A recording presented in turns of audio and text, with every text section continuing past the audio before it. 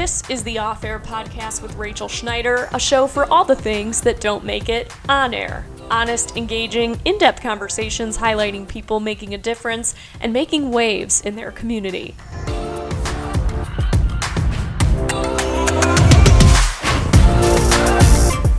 Hello, and thank you for listening to the Off Air Podcast with Rachel Schneider. I'm your host. It's me, Rachel. First things first, update on this podcast. We are now available on all major podcast listening platforms. That's right, Spotify, Apple Podcasts, Google Podcasts, you name it, I'm on it. I'm on TV, and I'm in your ears wherever, whenever, if anybody actually listens to this show. Just kidding. I know that some people are enjoying the show so far because they have let me know. And if you are enjoying the show, listener, please let me know by leaving me a rating or a comment about what conversations you've enjoyed so far or who I should interview next. You can keep up with me and the show. Find me on Instagram at Rachel Schneider TV. And for all things off the air, follow the Off Air Podcast at Off Air with Rachel.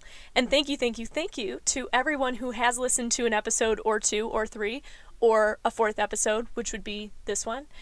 It's really humbling to hear the feedback I've received so far and just people happy to hear that I'm doing something other than news, happy to hear these conversations with really inspiring people about topics they were interested in.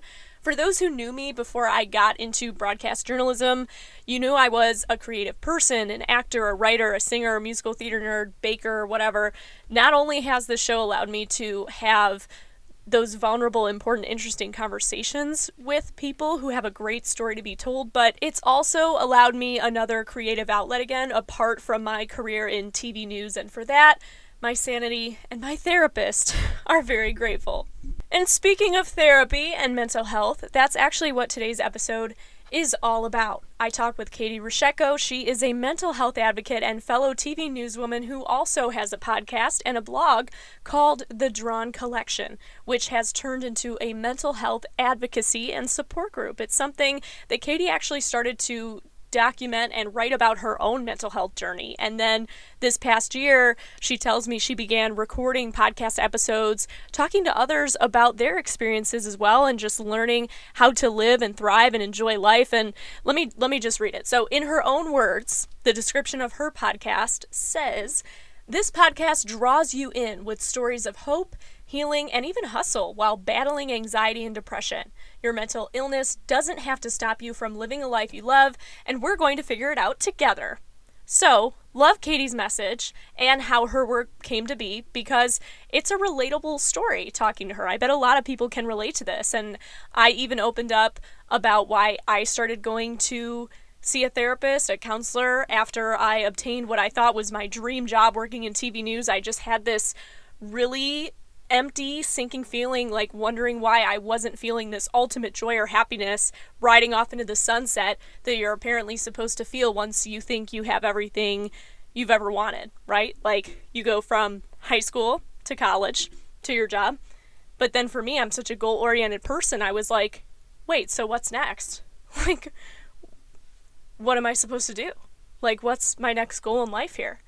So that was kind of crazy, but life's not like that. You don't get to this point of like, you know, ultimate joy and happiness where you're never sad again or you never go through struggles again. There's highs and lows, and when you live with depression or anxiety or other mental health issues, those highs can feel really, really good and high, but the lows, those are like ocean depths low, and those measurements can be different for everyone. But bottom line, your life doesn't have to be perfect, and you don't have to be cured of every brain disorder or mental health struggle before you start enjoying it and living it. And with that, let's welcome Katey Roshetko. Thank you for making the drive from work to here today, because normally you have to come from well, normally you have to come from Christiansburg, yes, which is a little bit farther away. But you were filling in today too, yes, and so you were closer. So I'm glad this worked out. I know, this worked out great. Nothing like working on the weekends. I really don't mind it as much as some people who are like, oh, no, I don't want to work on the weekends, because working in the morning shift, you're done by like 10 o'clock. So it's not that bad. You still get to enjoy a lot of your weekends. Yeah, definitely. Mm-hmm. So the only other time we hung out is we got coffee a few weeks ago. And Katey was actually the first person that I reached out to talk about how to get a podcast started, because I realized once I decided I wanted to do a podcast that I was way over my head and had no idea really what I was doing. Yeah. But the best way to get started is literally just to start and just do it. And so now we can collaborate and do this. I'm so excited. And yeah, I was so relieved to find other people in the news world who already had their podcasts and already had that creative outlet that wasn't all about news all the time. And so tell us though, yours is all about mental health and being a mental health advocate. What does that mean to you?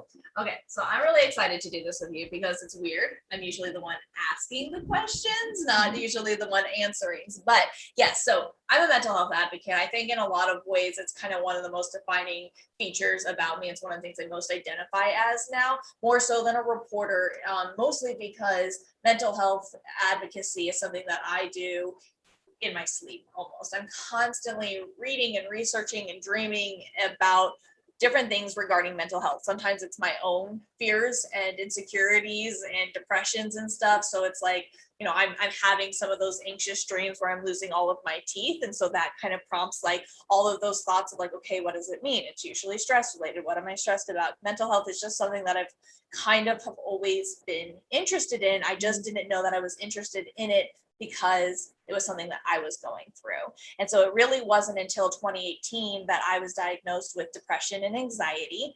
I was having suicidal ideations at a time in my life when really a lot of things were going very well for me, but I was really struggling with that kind of like post-college, who am I? What am I supposed to do with my life? A lot of changes happening all at once. How many years were you removed from college when that happened? That was 2 years. So I went to school from 2010 to 2016. So because I went to undergrad and grad school back to back. Yeah. And so when I graduated in 2016, thinking that life was going to be my oyster and all of these here we things go was going to happen. Time to be an adult. Exactly. I had been such a good student. So what about my academics was going to lead to the fact that like maybe I wasn't going to be as cut out for the workforce as I thought it was. But the hard thing about the academic structure here in America especially is that it does not correlate with how the real world is structured. So in academics, you get a rubric of do this, this, and this, and you get a grade. Do this, this, and this, you get, applause from your teachers or your mentors, or because you work with teachers, they are invested in you as a person, versus in the real world, you might have a boss who is your boss and he's literally there just to make sure you're doing your job and he doesn't necessarily care about mentoring you.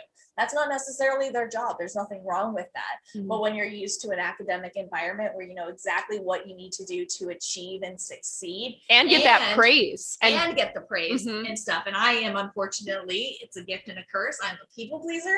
So it was very easy for me to get along with my professors because I was a good student. I loved school. I loved academics. I mean, in all honesty, I was the nerd who enjoyed writing papers. It got me excited, a little anxious. I would start to get really nervous about writing a paper, but as soon as I was in the library with all of my books and my laptop open and I could just start writing, everything clicked into place. I knew I was doing what I was good at. Mm-hmm. So transition into the real world where suddenly I've now graduated. I don't have a job. I've been studying for, at this point, 4 years to be a broadcast journalist, and I have no career prospects at all. A job that I thought I was going to get right out of college ended up not working out, and I found out the day before I graduated that they had decided to go with another candidate. And this was a job that I had put all my eggs into.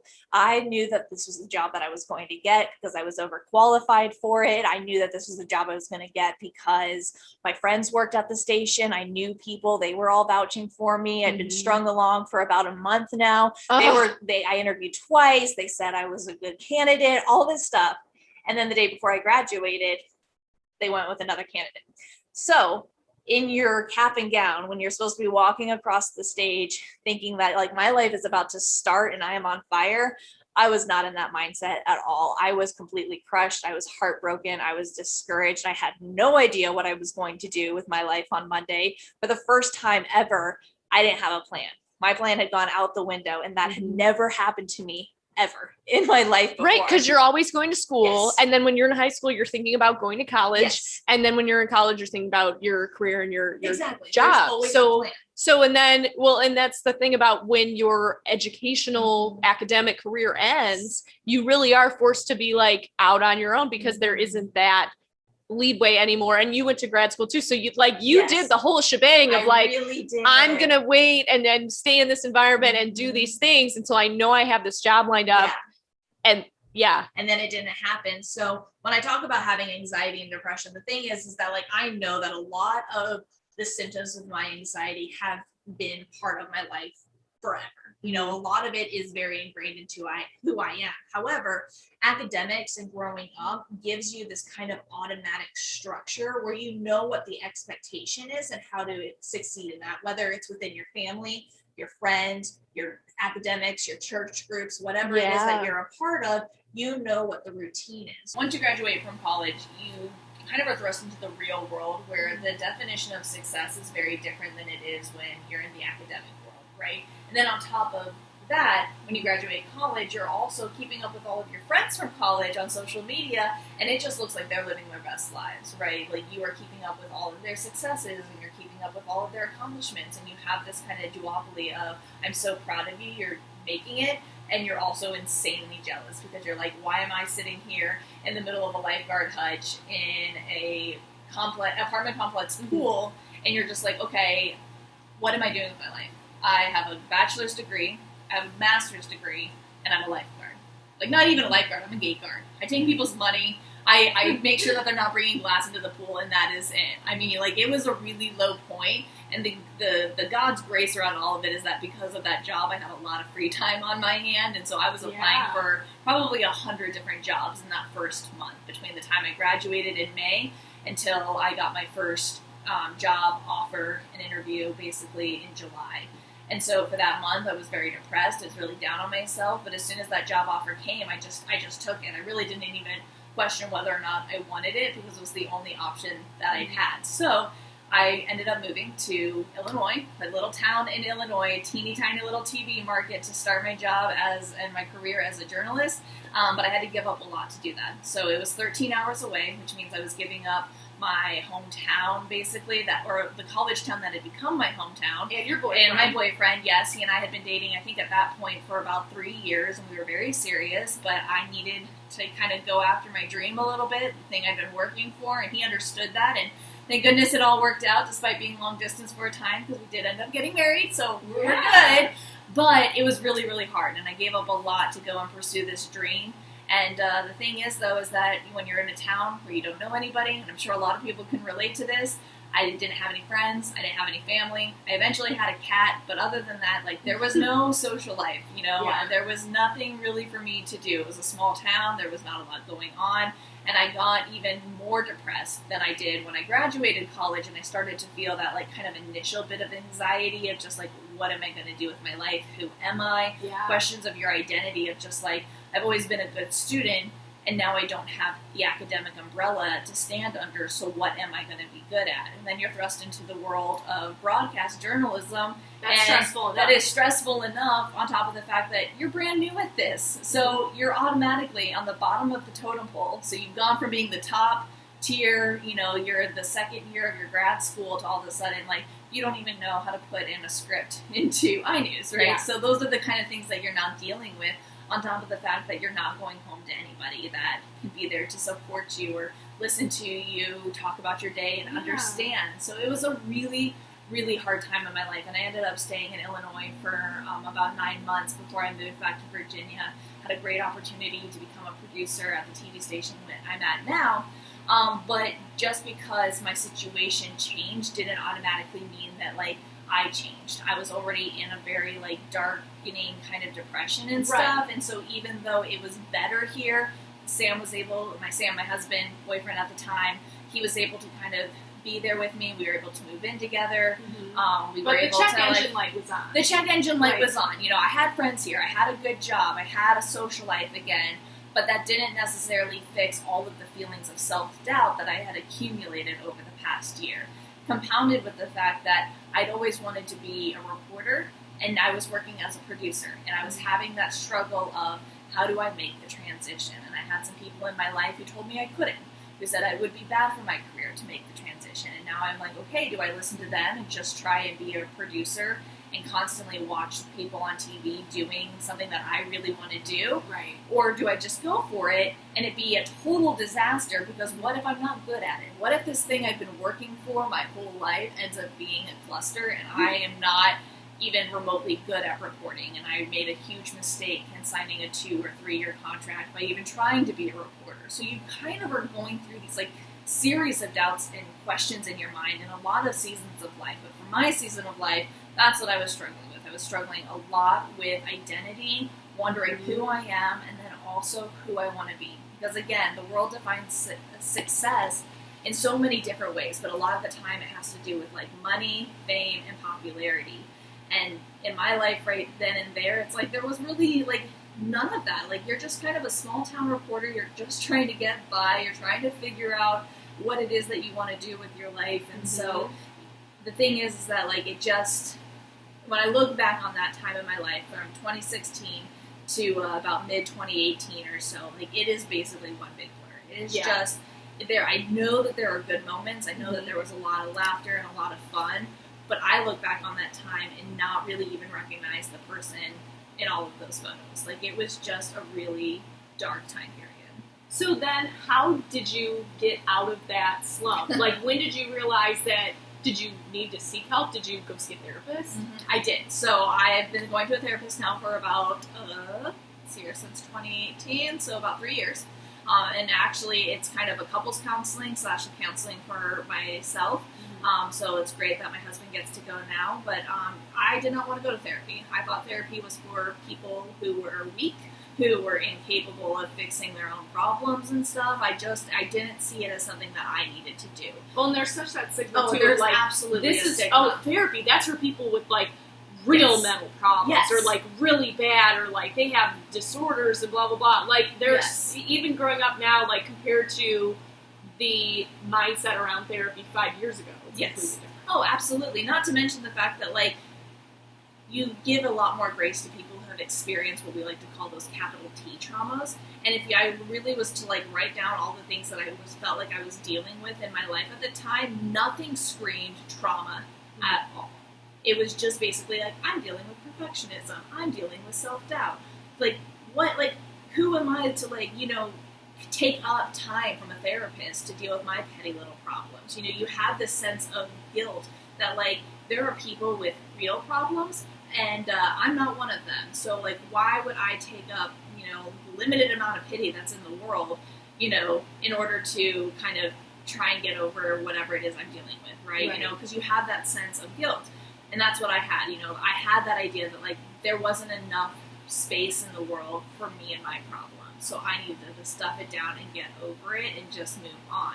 And I had a lot of those stigmas about mental health and depression and anxiety. I was very gracious to people who said that they had anxiety or depression, because in my mind, I'm like, well, you've gone through X, Y, and Z. Of course you would have that kind of reaction. Versus, like, with me, I'm like, I didn't have an awful childhood. I didn't have any horrible traumatic experiences. I mean, everyone has something, don't get me wrong, but like for the most part, I had a very idyllic childhood. So I felt so guilty that here I am struggling with depression and anxiety, not to mention that by about 2018, I'm having a lot of other really good things happening to me. I finally did get my opportunity to become a reporter. I finally did get the opportunity to get engaged and marry my now husband. He was my best friend, so like that should have been like the happiest day of my life, even though I pretty much cried through the whole thing, you know, because I just, like, I cried before, I cried after, like, I was just not in a healthy place at all.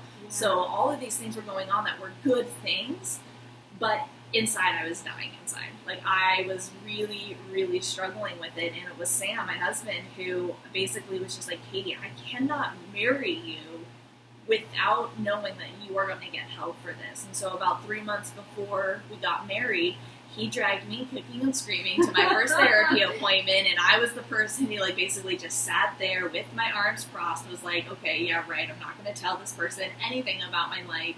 And I'm pretty sure I was like 5 minutes in before I started crying and just had the total breakdown moment of like, you want to know what's wrong with my life? Well, this, and this, and this, and this, and this. And it just was like this huge cathartic release. But then it was also kind of this realization that like, oh, maybe I am dealing with something that I haven't even been able to talk to my fiance about. I haven't been able to talk to my parents or my friends or anything because I just felt like so ashamed that I couldn't handle it. I couldn't hack it in the real world. Was that therapist the therapist that you're still yes, with I now? am. I'm still with her now, and so that's been really cool to kind of, she's, you know, the moments when she's like, hey, you've made a lot of really good progress. I mean, one, gold star kind of a person. I like that kind of attention and those kind of accolades. I'm like, yay, I love that.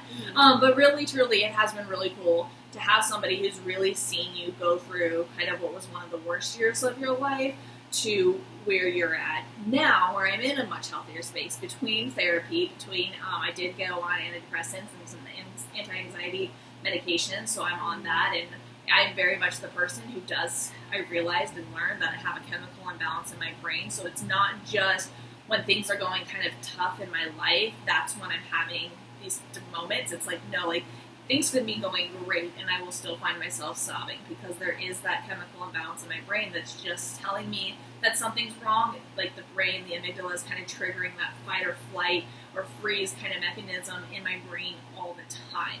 Yeah. And so that kind of pressure was just getting to me. And so even when things were going right, or things were going good in my life, or even when I was feeling grateful for everything, I was still also feeling very depressed and stuff. And so having both therapy and medication was exactly what I needed.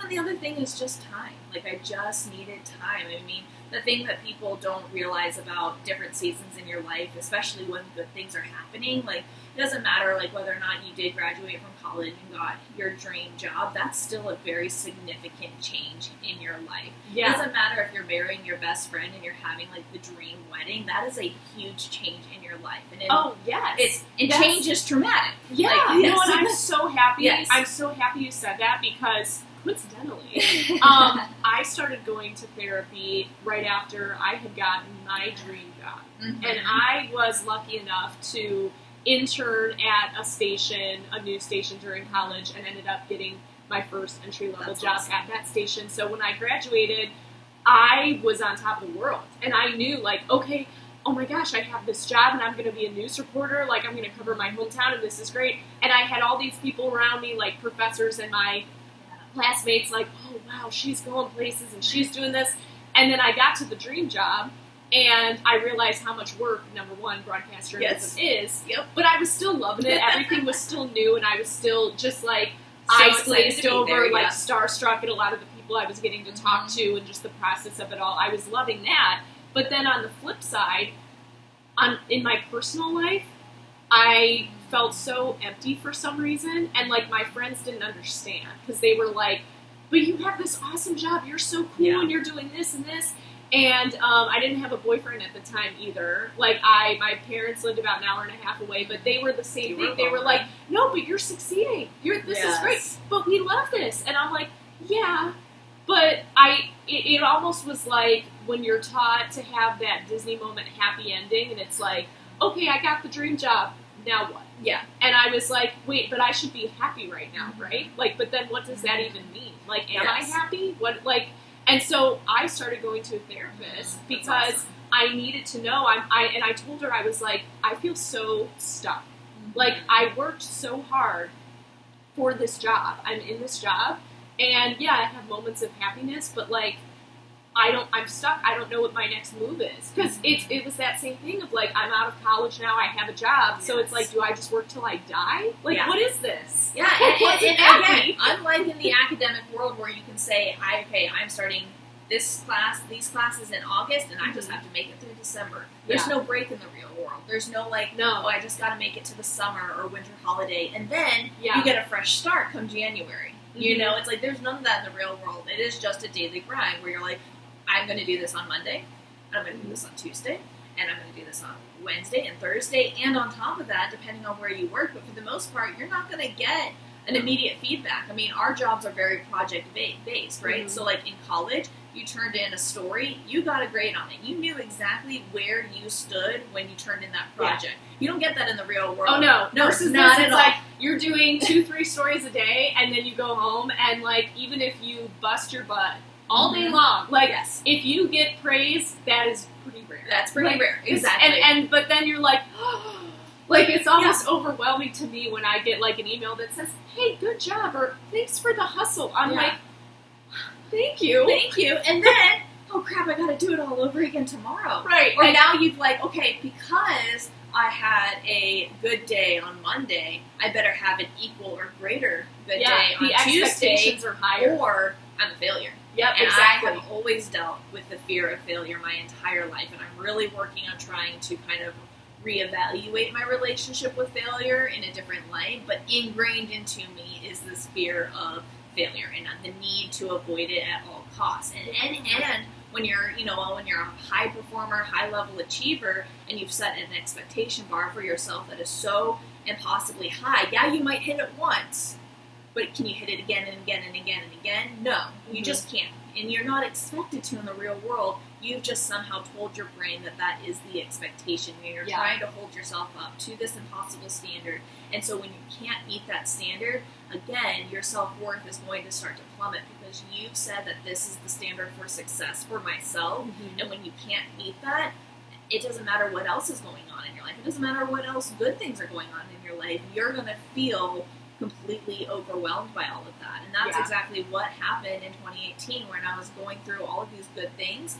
Dream job, dream marriage. I got both in the same year, right? That sounds great, except that means that now I'm a reporter, and that's a really high expectation. Now I'm a wife. That's an even higher expectation to try and achieve. And on top of that, I also started to have suicidal ideations. I never had a plan.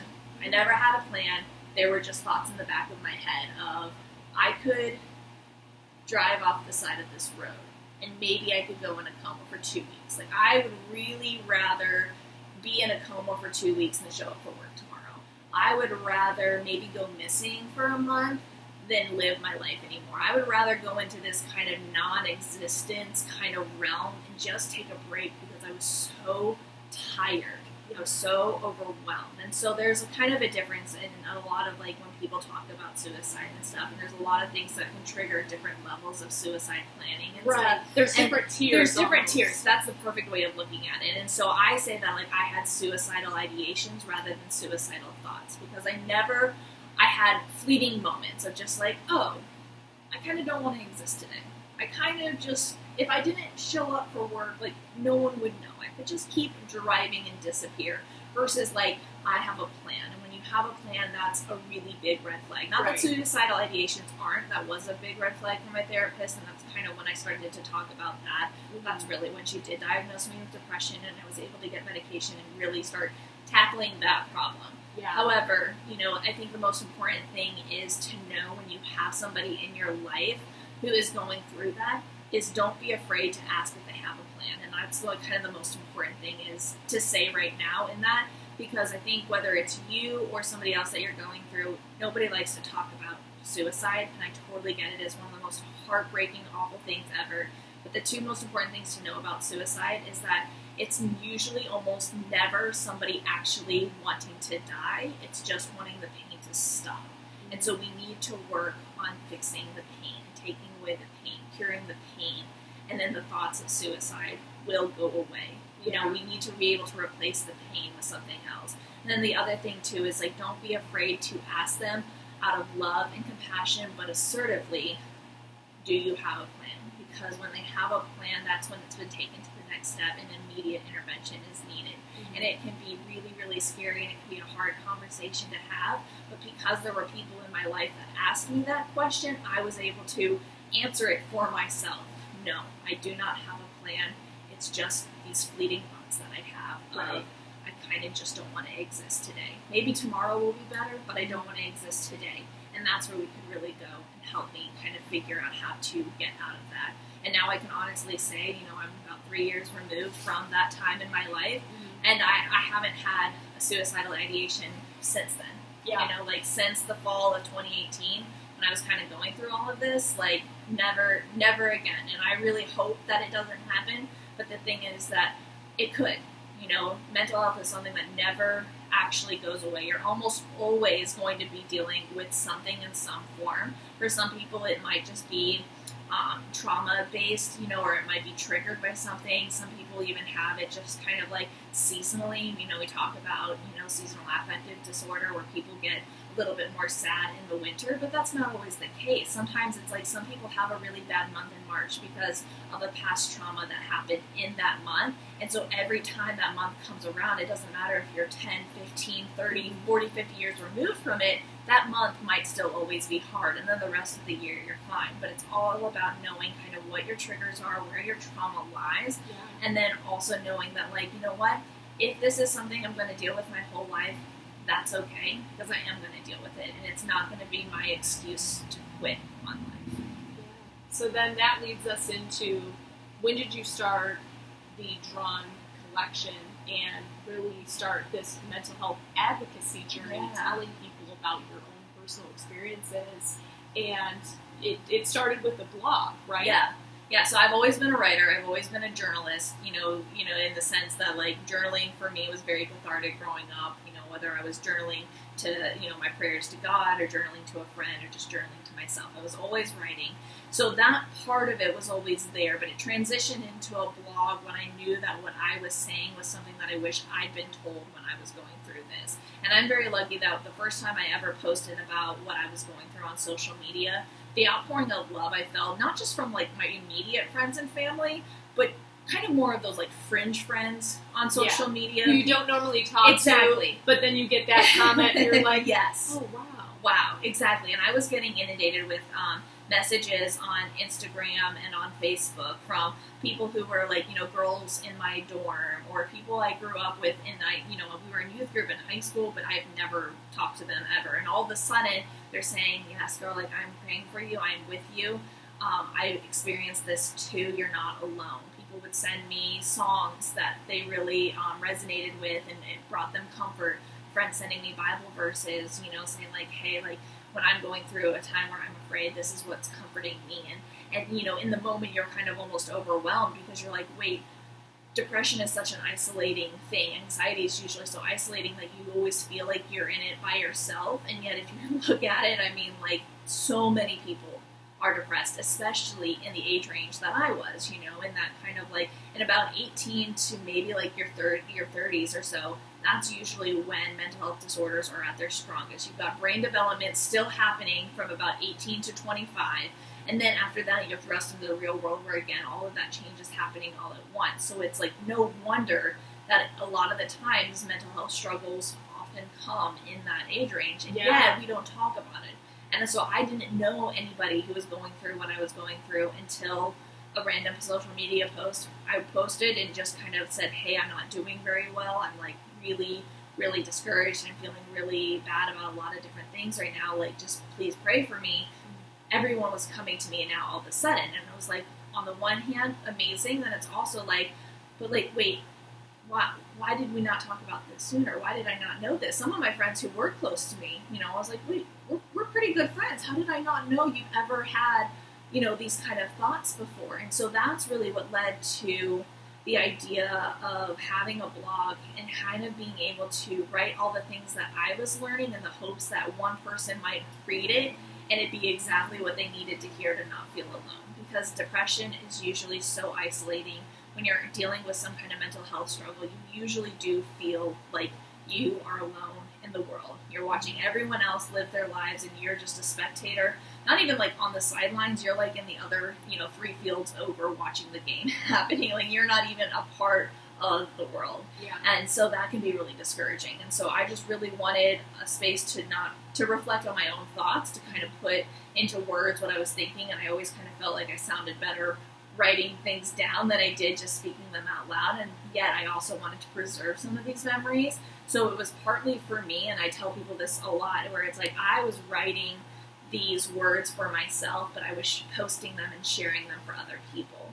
And so that's how the blog started. And it's, I mean, a podcast is something, you know, as a journalist, as a broadcaster, like something I kind of always wanted to do. I love podcasts. I mean, I listen to podcasts all the time. So the idea of having my own podcast was something I'd always wanted. Right. But you kind of are like, I have no idea what I would even talk about. And then all of a sudden, through this experience, I had a topic. I knew what I wanted to say.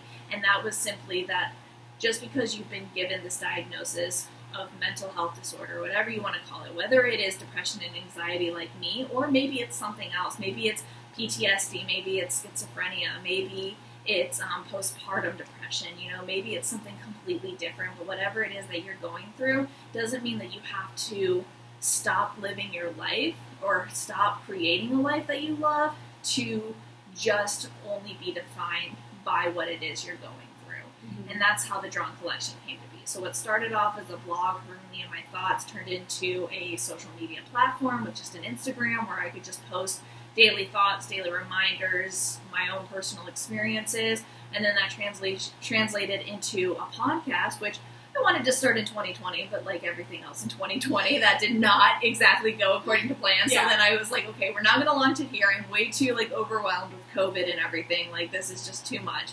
However, I was in the process of planning and prepping and kind of really starting to solidify what I wanted this podcast to be. And so I launched it in January of 2021 with the intention of it's not just about me sharing my experience, but it's about real people sharing their experiences too, from a girlfriend who's gone through, something before and she's really willing to share that experience to maybe some mental health experts. And I've had amazing people on my show come in and talk about I'm trying to think, there's so many good ones. I know we were talking before at the coffee shop and you were saying how, you'd interviewed people with schizophrenia. Yes. You'd interviewed people with those mental health struggles that we would normally think like, okay, yeah, they go see a therapist, but really breaking it down and, saying how you don't have to be completely out of the woods to start living your life or enjoy the good parts of your life, even when you're going through those traumas. And that's just it. It's like there was I did have to put a lot of things on pause when I was going through my initial diagnosis of depression and anxiety. I was not in a place where I could really go after this life that I love. I needed to go through a little bit of healing. But as I was coming out of that, I kind of just realized that I may never get over depression and anxiety, so I don't want to wait until I feel 100%, until everything is perfect to start living a life that I love. I want to live a life that I love now, and if there's a little bit of mess going on in the background, that's okay. That's just life, and that's who we are. And so, through my podcast, I've been able to interview people who have been through a lot, everything from really abusive relationships and divorce that have caused a lot of anxiety issues, but then coupling that with the fact that they have found meditation and yoga to help them heal. So it's a little bit about, yes, what you've experienced, but also show us what worked for you. I really want to know, what have you found in your life to help you, because maybe that's what somebody else needs to hear. Not everyone wants to be, a meditation expert or to do yoga, for an hour every single day, but there might be somebody who never thought about that before and is willing to give it a try. Or I did get to interview one of my dad's friends who has schizophrenia. His story is incredibly powerful. Near-death experiences after a psychotic break in which he had a police altercation that could have ended with the police taking his life in every justified right that they had, because he was a threat to himself, to the officers, and to the people around him. But by the grace of God, that's not what happened. No one was hurt. No one was hurt. They were able to eventually get him sedated, get him calmed down, get him into a hospital where he was able to find help. And now he's on the other side of that. 15, 20 years later, he's a peer advocate for people who are in the same situation that he is, working at the mental health hospital where he got treatment. But now he's helping people go through that, and his story is literally everything that the Drawn Collection is about. And that is the idea that you don't have to wait until you've conquered your mental health to start living and creating a life that you love. And so it's those kind of stories that give people so much hope. And I'm a testament of that in my own tiny little way. It's yes, I had a bout of really bad depression. I still deal with anxiety almost every single day, but I'm still coming out on the other side willing and ready and excited to live a life that I love, and I want everyone to be able to do the same thing. Well, and it's so funny that we had this interview scheduled, and then, like I do when I'm not at work, I'm scrolling through Facebook or Instagram or something, and I saw somebody posted a quote from what looked like a TED Talk or some kind of convention, and there's a woman on a stage, but the quote in, like, the meme-type picture said, you can't wait until life isn't hard anymore before you decide that you're going to be happy. Yes. And it was like just one of those quotes that spoke to me where it's like this light bulb of like how you were saying with graduating and no longer having that plan. I think especially with our careers, people always have high expectations for you, and then they're expecting the next big thing. Like Yes. when I got my job, I was just happy to be just like living. But then I had a lot of people around me who were like, "Yeah, so what's your next step? What are you doing next? What do you see yourself in 5 years? Oh my See god, I yourself in hate that 10 question. years? I hate that question It's so bad. much. It's like, I don't know what I'm going to be doing next week. What do you mean, what am I going to be doing in 5 years? Yeah, like let me check my crystal ball and get back to you. Yeah. But like when people, I think once you say you want to go into broadcast journalism, people automatically think like, oh yeah, so do you want to be on like ABC or Fox News and blah? Like they automatically think that you want to be like the top tier, sky's the limit, corporate journalist. And that wasn't my goal. I enjoyed local news. And it took me like a while after talking to my therapist where she was like, oh wait, so you do like your job? And I was like, yeah, but I mean, I don't know if I'll be there forever, but I mean, I like it. But she's like, okay, so do you even want to like go live in New York or LA and do those things? I was like, no, not really. And she's like, okay, so it sounds like you're doing good. And I'm like, oh, I guess I am. Yeah. But it took so long because so many other people are bringing up those expectations, so you start to have it for yourself. And it's like going to a family gathering during the holidays when you're single and everybody's like, yeah, so when do you have a boyfriend? And then when you do have a boyfriend, people are like, so when are you going to get married? And then when you are married, my married friends are so sick of being asked, so when are you going to have kids? Yes, I know. I'm talking to you, mother-in-law. No, I'm just kidding. No, like it is always, people are like, when's your next thing? When's your next thing? Versus like, no, I'm good right now. Yeah. We having live a good in a time. society that's literally all about the next best thing. It's like we do not know how to, one, be content with where we're at, because people often think, I think they get this confused. There's a difference between complacency and contentment.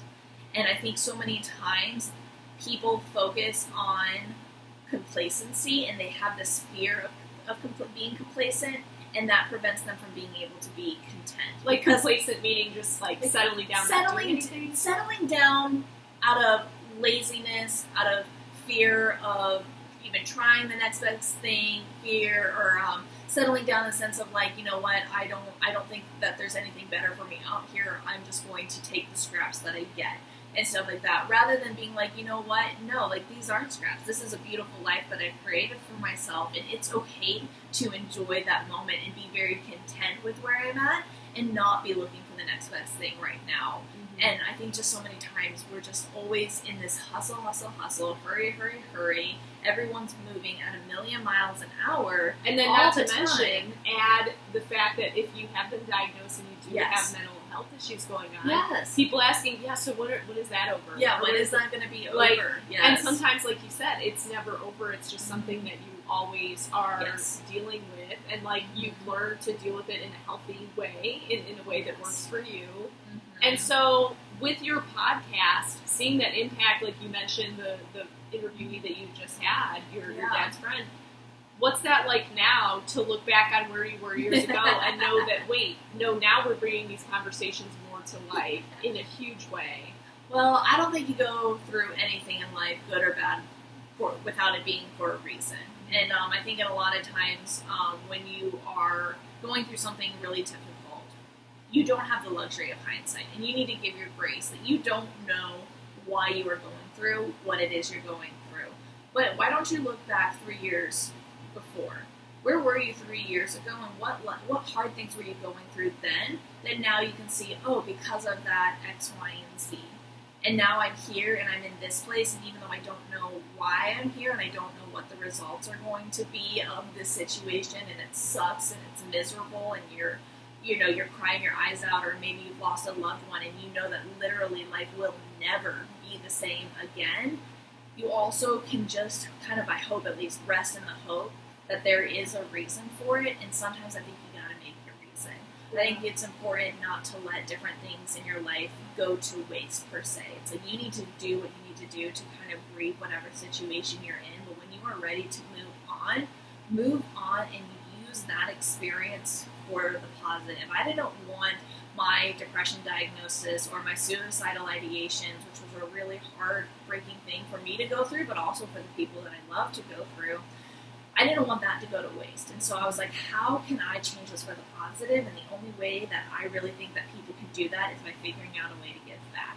And this was a simple way that I could do that. I was like, there were people who poured into my life when I needed them, and so maybe I can be that person for somebody else. And I had accumulated a lot of knowledge and a lot of experience over the last couple of years, you know, through whether it was books that I was reading on mental health, whether it was lessons I was learning through therapy. And one of my favorite quotes is actually by a leadership author, speaker, pastor, John Maxwell, who says, knowledge isn't power, applied knowledge is power. It does not matter how much you know about any given topic or any experience if you're not then using that for good and applying that to the world to hopefully create the world a better place. I love that. So for anybody listening who is interested in learning more about the Drawn Collection, they want to hear your podcast, they want to keep up with your Instagram, your blog, where can they find you? Okay, so my website is KateyRoshetko.com, and then the Instagram handle is The Drawn Collection.